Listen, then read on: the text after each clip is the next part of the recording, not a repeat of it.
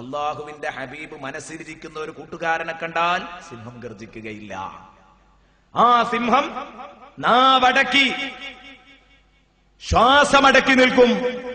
എനിക്ക് പേടിയുള്ള ഒരു മഹാൻ ഇതിലെ കടന്നു വരുന്നു, അയാൾ അങ്ങ് പോകട്ടെ, എന്നെ കാണാതിരുന്നെങ്കിൽ എന്ന് കരുതും. അല്ലെങ്കിൽ ആക്രമണ സ്വഭാവമൊക്കെ നിർത്തിവെച്ച് ഇദ്ദേഹത്തിന്റെ അടുത്ത് വന്ന് സൗഹൃദം പങ്കിടും. രണ്ടു നിലക്കും അതിനെ വ്യാഖ്യാനിച്ചിട്ടുണ്ട് മഹാന്മാർ രണ്ടു നിലക്കും വ്യാഖ്യാനിച്ചിട്ടുണ്ട്. അവിടെയാണ് നമ്മൾ കിതാബുകളൊക്കെ വായിക്കുമ്പോൾ ഔലിയാക്കള് ഏകാന്തവാസത്തിനു വേണ്ടി കാട്ടിൽ പോയി ജീവിച്ചിരുന്നു. CM-ന്റെ ചരിത്രമൊക്കെ പറയുന്നിടത്ത് കാണാം. നമുക്ക് തന്നെ പരിചയമുള്ള മഹാന്മാർ CM വലിയുല്ലാഹിയെ കുറിച്ചൊക്കെ കേൾക്കാം. ഒരുപാട് കാലം കഴിഞ്ഞത് കാട്ടിലാണത്രേ. എങ്ങനെയാണ് ഈ ശക്തമായ കാട്ടിനുള്ളിൽ ജീവിക്കുന്നത്? എന്തെല്ലാം വന്യമൃഗങ്ങൾ! അതേ, അള്ളാഹുവിന്റെ ഹബീബിന്റെ സഹായമുറപ്പായ ടീമിന് സിംഹം പ്രശ്നമല്ല, കരടി പ്രശ്നമല്ല, പുലി പ്രശ്നമല്ല. എവിടെ? ഇത് വെറുതെ ഒരു ആലങ്കാരിക പ്രയോഗം നടത്തിയതല്ല. ഇമാം ബൂസീരി റഹ്മത്തുള്ളാഹി അലൈഹി ബഹുമാനപ്പെട്ട സഫീനത്ത് റളിയല്ലാഹു അൻഹുവിന്റെ ഉദാഹരണം നമുക്ക് കാണാം. അബൂ അബ്ദുല്ലാഹിൽ അൻസാരി റഹ്മത്തുള്ളാഹി അലൈഹി തന്റെ തദ്കിറത്തുൽ മുഹിബ്ബീൻ ഫീ അസ്മാഇ സയ്യിദുൽ മുർസലീൻ എന്ന ഗ്രന്ഥത്തിൽ രേഖപ്പെടുത്തിയത് കാണാം. സഫീനത്ത് റളിയല്ലാഹു അൻഹുവിനെ വിളിക്കുന്നു ഹബീബായ മുത്തുനബിതങ്ങൾ. വിളിച്ചിട്ട് പറയുന്നു, യമനിലുള്ള മുആദ് ബിൻ ജബലിന്റെ അടുത്തേക്ക് ഞാനൊരു എഴുത്തു തരാം, ഇത് നിങ്ങൾ യമനിൽ മുആദ് ബിൻ ജബലിന് കൊടുത്തു വരുമോ എന്ന് ചോദിച്ചൊരു എഴുത്തു കൊടുത്തു. ആ എഴുത്തുമായി കുറുക്കുവഴിക്ക് ഒരു വലിയ കാട് വലങ്ങു മുറിഞ്ഞ് അങ്ങോട്ട് പോവുകയാണ്.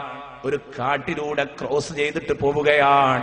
പോകുന്ന വഴിക്ക് കാട്ടിന്റെ ഉള്ളിലൂടെയുള്ള വഴിയാണ്. ഇപ്പോഴും രണ്ടു ഭാഗം ഫോറസ്റ്റാണ്, അതിന്റെ നടുക്ക് വലിയ റോഡുകൾ. അതിലൂടെ പോകുമ്പോൾ പോലും ഇരുചക്രവാഹനങ്ങൾക്കും അതുപോലെ തന്നെ തുറന്ന വാഹനങ്ങൾക്കുമൊക്കെ പലപ്പോഴും വന്യജീവികൾ ബുദ്ധിമുട്ടുണ്ടാക്കുന്നുണ്ട്. നാം പത്രത്തിൽ വായിക്കാറുണ്ട് പലപ്പോഴും. ഇതൊക്കെ നമ്മൾ സാധാരണ ചുരങ്ങളിൽ നിന്നൊക്കെ ഇങ്ങനെ സംഭവിക്കുന്നത് നമ്മൾ പത്രത്തിൽ വായിക്കുന്നതാണ്. പലപ്പോഴും മൈസൂർ യാത്രയിലൊക്കെ പലപ്പോഴും അനുഭവിക്കുന്നതാണ്, കാണുന്നതാണ് കണ്ടുകൊണ്ട്. എന്നാൽ എന്റെ പ്രിയപ്പെട്ട കൂട്ടുകാര് ചിന്തിക്കുക, ചീറിപ്പാഞ്ഞ് പോകുന്ന വാഹനങ്ങളില്ല, മനുഷ്യർ മാത്രം നടക്കുന്നു. അല്ലെങ്കിൽ ഒരു കഴുതപ്പുറത്തോ അല്ലെങ്കിൽ ഒരു കുതിരപ്പുറത്തോ ഒക്കെ നടന്നു യാത്ര ചെയ്തുകൊണ്ടിരിക്കുന്ന മനുഷ്യർ. ഇത് മാത്രമുള്ള കാട്ടിന്റെ നടുക്ക് യാത്ര ചെയ്യുമ്പോ എത്ര ഭീകരമാണ് ആ യാത്ര ഒന്ന് ആലോചിച്ചു നോക്ക്. എത്ര ഭയാനകമാണ് ആ യാത്ര. സഫീനത്ത് റളിയല്ലാഹു അൻഹു കാട്ടിലൂടെ നടന്നു പോകുന്നു. രണ്ടു ഭാഗത്തും ഇടതൂർന്നു നിൽക്കുന്ന വനമാണ്. ആ വഴിയിലൂടെ ഇടവഴിയിലൂടെ നടന്നു പോകുമ്പോ ബഹുമാനപ്പെട്ട ഈ സഫീനത്ത് റളിയല്ലാഹു അൻഹു ഒരു വലിയ സിംഹം തന്റെ മുന്നിൽ പ്രത്യക്ഷപ്പെടുകയാണ്.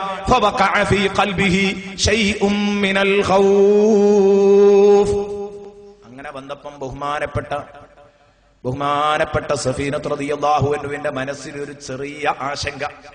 പടച്ചോനെ, ഒരു മൃഗാണ്, പേടിക്കുന്ന ഉറപ്പല്ലേ? നന്നായി പേടിക്കുമെന്ന കാര്യം നമുക്ക് ഉറപ്പാണല്ലോ.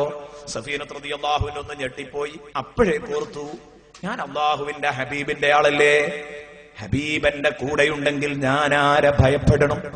ആലോചിക്കുകയാണ് സഫീനത്ത് റളിയല്ലാഹു അൻഹു. ഉടനെ തന്നെ സഫീനത്ത് റളിയല്ലാഹു അൻഹുവിന്റെ മുമ്പിൽ ആ മൃഗം മുട്ടുകുത്തി അവിടെ നിന്നു. എന്നാലും കണ്ണിലേക്ക് ഇങ്ങനെ തുറിച്ചു നോക്കുകയാണ്. എന്തു സംഭവിക്കുമെന്നറിയില്ല. ആ സമയമൊക്കെ ഒന്ന് ആലോചിച്ചു നോക്കൂ നിങ്ങൾ. ഞാനും നിങ്ങളും ആണെങ്കിൽ എന്താവും? സിംഹത്തിന്റെ മുഖത്ത് നോക്കി ഇങ്ങനെ ഇരിക്കാൻ പറ്റുമോ? മൃഗശാലയിൽ പോയി കാണാൻ സുഖം ഉണ്ടാവും. അതല്ല ഏർപ്പാട്. മൃഗശാലയിൽ നിന്ന് ഒന്നെങ്ങാനും കൂട് പൊട്ടി പുറത്തേക്കേട് വന്നാൽ അവിടെ ആരെങ്കിലും കാണുമോ? ആലോചിക്കണം. ഇത് കൺമുമ്പിൽ നേരിട്ട് കാണാൻ അവിടെ മുട്ടുകുത്തി നിൽക്കുന്ന ഈ മൃഗത്തിന്റെ മുഖത്ത് നോക്കിയിട്ട് മഹാനവറുകൾ പറയുകയാണ്, അയ്യുഹസ്സബുൽ അന റസൂലു റസൂലില്ലാഹി. ഓ വന്യമൃഗമേ, ഞാൻ അല്ലാഹുവിന്റെ ഹബീബിന്റെ ദൂതനാണ്, റസൂലുള്ളാഹിയുടെ റസൂലാണ്. റസൂലുള്ളാഹി പറഞ്ഞയച്ചയാളാണ്. യമനിലേക്ക് മുആദ് ബിൻ ജബൽ റളിയല്ലാഹു അൻഹുവിന് ഒരു എഴുത്തുമായി പോവുകയാണ് ഞാൻ. ഈ എഴുത്ത് മുആദ് ബിൻ ജബലിൽ എത്തിക്കാൻ വേണ്ടി പോവുകയാണ്. അല്ലാഹുവിന്റെ റസൂലിന്റെ ആളാണ്, ശല്യം ചെയ്യരുത്, ഒന്ന് മാറണേ. അപ്പോൾ അത് വഴിയിൽ നിന്ന് മാറി. സഫീനത്ത് റളിയല്ലാഹു അൻഹു പറയാണ്. അപ്പൊ അവിടുന്ന് അങ്ങോട്ട് എഴുന്നേറ്റിട്ട് ഫജഅല യുഹംഹിം, എന്തോ എന്റെ മുഖത്ത് നോക്കിയിട്ടൊന്ന് മുരണ്ടു. എന്താണെന്ന് എനിക്ക് മനസ്സിലായിട്ടില്ല. അത് അതിന്റെ ഭാഷയിലല്ലേ ശബ്ദിച്ചത്. എന്തോ എന്നോട് പറഞ്ഞു, എന്താന്ന് എനിക്ക് തിരിഞ്ഞില്ല. അതിന്റെ ഭാഷയിൽ അതൊന്ന് ശബ്ദിച്ച് ആ വഴിയിൽ നിന്ന് അങ്ങോട്ട് മാറി നിന്നു. ഞാൻ സുഖമായി യാത്ര ചെയ്തു. തിരിച്ചു വരുമ്പോ അതേ വഴിയിൽ അതെന്നെ കാത്തു നിൽക്കുന്നു. സുബ്ഹാനല്ലാഹ്, കണ്ടപ്പോ ബേജാറായി. ഞാൻ വീണ്ടും പറഞ്ഞു. ആദ്യ തവണ പറഞ്ഞു ഞാൻ സലാമത്തായ വാക്കുകൾ എനിക്ക് ഓർമ്മയുണ്ട്.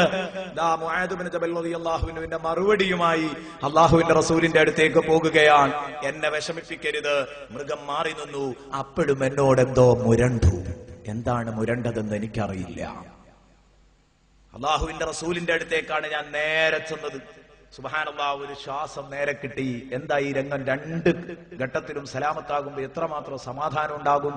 അങ്ങനെ റസൂലുള്ളാഹി സ്വല്ലല്ലാഹു അലൈഹി വസല്ലമ തങ്ങളുടെ അടുത്തേക്ക് അങ്ങോട്ട് കയറി ചെന്നിട്ട് അല്ലാഹുവിന്റെ ഹബീബിനോട് പറയുന്നു, നബിയേ, ഇന്നെന്റെ ജീവിതത്തിൽ വലിയൊരു അത്ഭുതം കണ്ടുപോയി.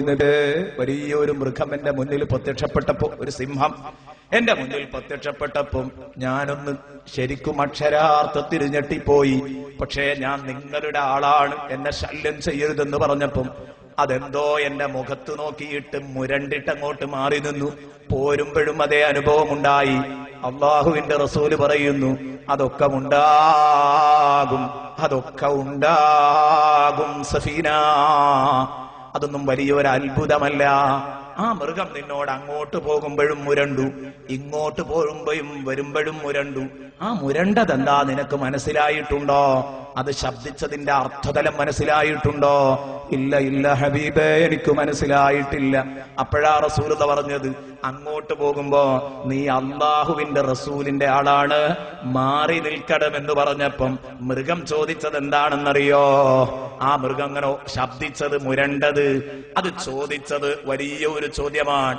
അല്ലാഹുവിന്റെ റസൂലിന്റെ ആളാണെന്ന് പറഞ്ഞപ്പം കൈഫ റസൂലുള്ളാഹി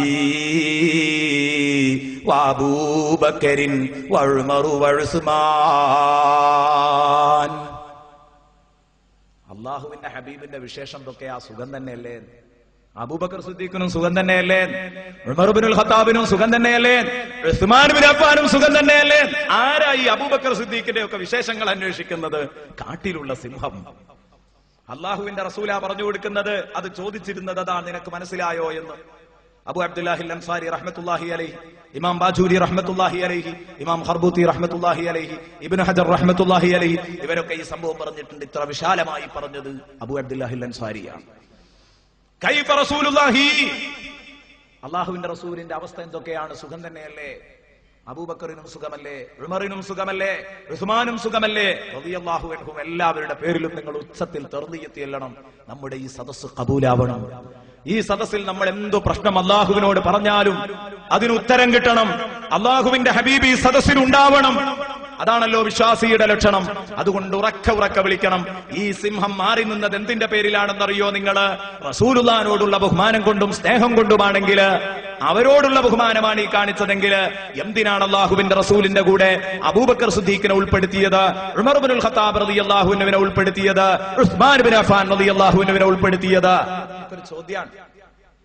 എന്നാൽ ഉസ്മാൻ റളിയല്ലാഹു അൻഹു കഴിഞ്ഞില്ല. ഇങ്ങോട്ട് വരുമ്പോ നിന്നോട് മുരണ്ടില്ലേ? അതിന്റെ അർത്ഥം എന്താണെന്ന് നിനക്ക് മനസ്സിലായോ? ഇല്ല നബിയേ.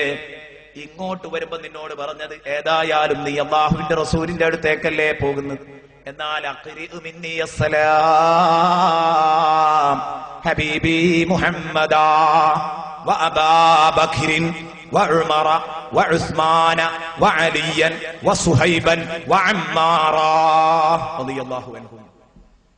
റസൂലുള്ളാഹിന്റെ അടുത്ത് എത്തിയ ഉടനെ തന്നെ എന്റെ ഒരു സലാം പറയണം കേട്ടോ അല്ലാഹുവിന്റെ ഹബീബിനോട്. അതാണ് നിന്നോട് സിംഹം ഏൽപ്പിച്ചത്. നിനക്കറിയോ? അബൂബക്കർ സിദ്ദീഖിനോടും എന്റെ സലാം പറയണം, ഉമർ ഇബ്നുൽ ഖത്താബ് റളിയല്ലാഹു അൻഹുവിനോടും എന്റെ സലാം പറയണം, ഉസ്മാൻ ഇബ്നു അഫ്ഫാനോടും പറയണം, അലി ഇബ്നു അബീ ത്വാലിബിനോടും പറയണം, സുഹൈബ് റളിയല്ലാഹു അൻഹുവിനോട് പറയണം, അമ്മാർ റളിയല്ലാഹു അൻഹുവിനോട് പറയണം. എന്തേ ഇത്? അല്ലാഹുവിന്റെ ഹബീബിനെ ഓർക്കുമ്പോഴും പറയുമ്പോഴും വിശ്വാസികൾക്ക് ഹബീബിനെ മാത്രം ഓർക്കാൻ കഴിയില്ല. അവിടത്തെ ലക്ഷക്കണക്കിന് സ്വഹാബാ കിറാം, തനിക്ക് വേണ്ടി എല്ലാം സഹിച്ച സ്വഹാബാ കിറാം, അവരെ മാറ്റിവെച്ചിട്ട് ഒരിക്കലും അല്ലാഹുവിന്റെ റസൂലിനെ ഓർക്കാനും പറയാനും വിശ്വാസികൾക്ക് സാധ്യമല്ല.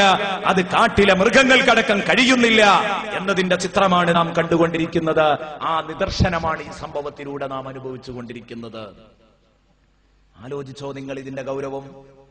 അതുകൊണ്ടാണ് ഇമാം ബുസീരി റഹ്മത്തുള്ളാഹി അലൈഹി ഒക്കെ ബുർദ തുടങ്ങിയത് തന്നെ തന്റെ കൂട്ടുകാരെയും കൂടെ കൂട്ടിയിട്ടാണ്. മിൻ തദക്കുരി ജീറാനിൻ ബിദി സലമി മാസജ്ത ദംഅൻ ജറാ